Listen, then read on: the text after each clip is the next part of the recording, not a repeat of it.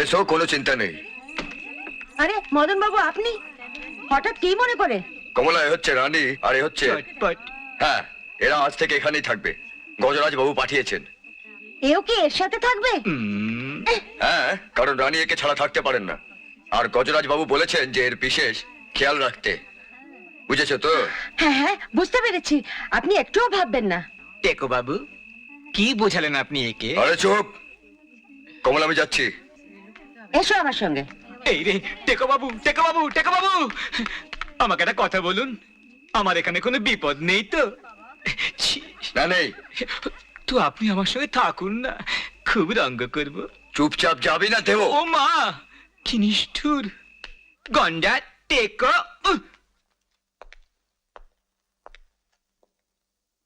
মা, ওষুধটা খেয়ে নাও। আমার কি হয়েছে যে ওষুধ খাবো? কি বললেন না শরীরটা ভালো নেই?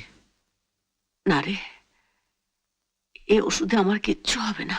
জানি মা, তার জন্য ওষুধ তো রোহিত আনতে গেছে। ও তো গেছে, ওরা তো আমার স্বামীর খুনি, কিন্তু আমি কি কম? ছেলেটাকে মাতৃত্বের দোহাই দিয়ে পাঠিয়ে দিলাম।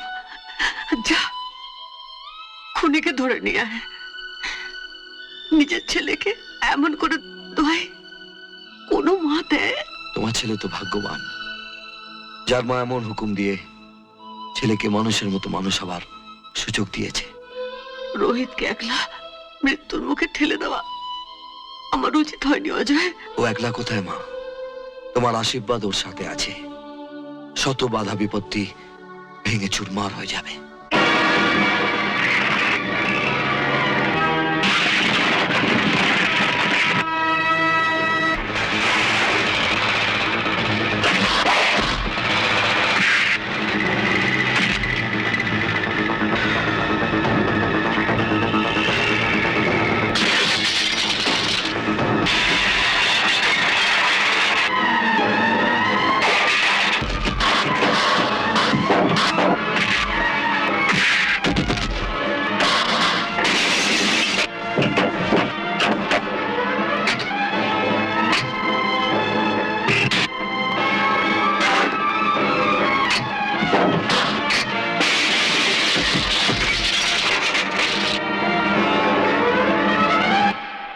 আসুন আসুন দারোগা বাবু, বিনা নিমন্ত্রণে হঠাৎ আপনার উদয়?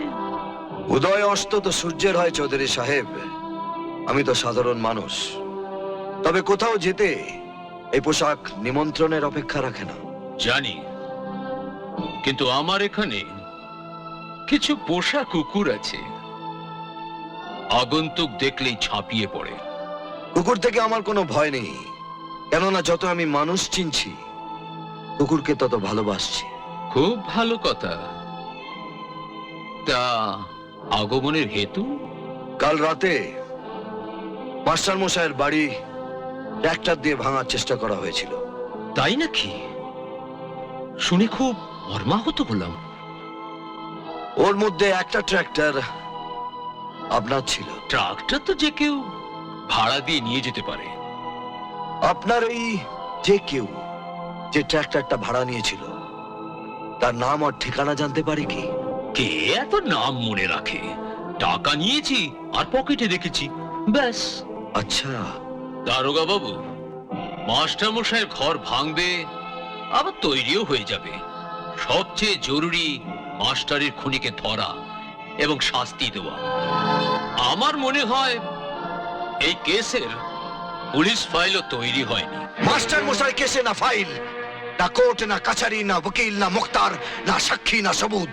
সোজা জাজমেন্ট হবে, যার কোথাও কোনো আপিল হবে না।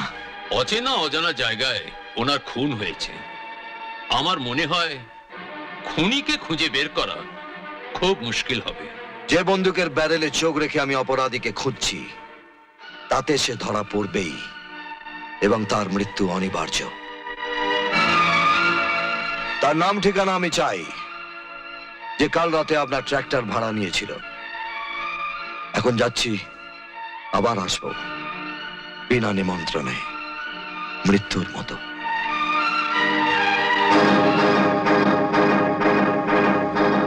29 মে, হ্যাঁ, আমি আর সামন্ত গোয়া ট্রান্সপোর্টের মাল নিয়ে 10টা নাগাদ বেরিয়েছিলাম। আমাদের কিছু পরে দেব প্রকাশের বেরোবার কথা ছিল। কেন? এ সময় ওকে কোথায় পাবো? বলতে পারবো না। 2 মাস আগে ভারতপুর যাওয়ার কথা বলছিল, তারপর দেখা নেই।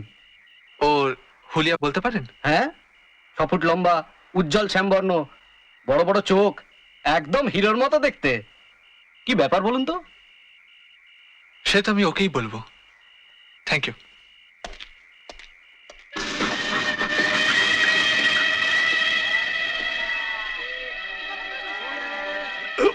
আরে চোর!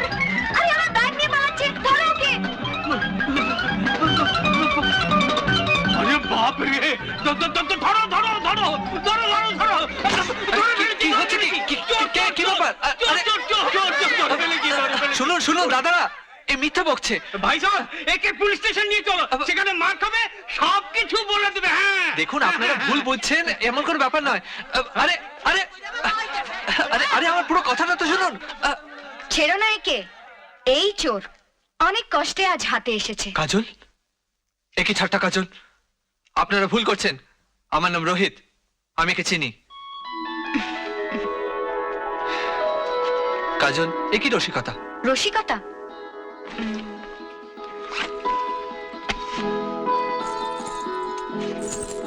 এটা কি? তোমার পায়েন। তবে কেন বললে তুমি চোর না? ঠিক আছে বাবা, আমিই চোর। তোমার পায়েল পেয়ে গেছো, আমি চললাম।